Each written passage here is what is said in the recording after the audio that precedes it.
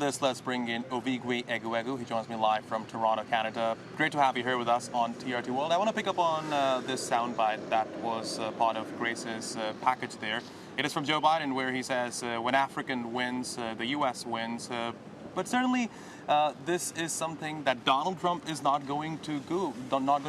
This is something that Donald Trump disagrees with, given his America First policy. So, if he returns to the White House, what do you see the future holds for the relationship between Africa and the U.S.? Yeah, for Donald Trump, I believe it's going to be more of the same. You may recall that he did launch the Prosper Africa as an initiative to engage with the continent, and that initiative was very much private sector led because, as you may understand, Donald Trump takes a very transactional and, of course, business oriented approach to foreign policy in many ways. So for him, if you have a way to get U.S. companies involved in Africa, of course, as a commercial approach, then America is winning, right?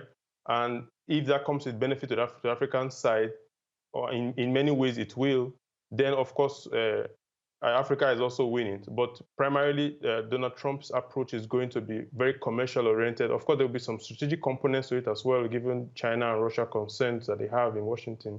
But it's primarily going to be economic.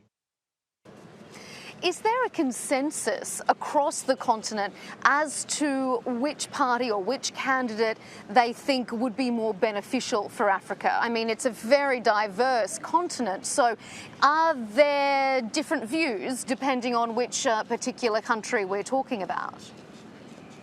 Yeah, so primarily, in some of my engagement as a consultant, policy consultant talking to officials, you will find that a lot of time they agree on certain fundamentals with regards to U.S. engagement have not changed.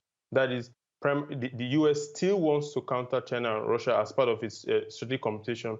That was stated in the National Defense Strategy the U.S. published under Trump, and then Biden has continued with that. And also they see U.S.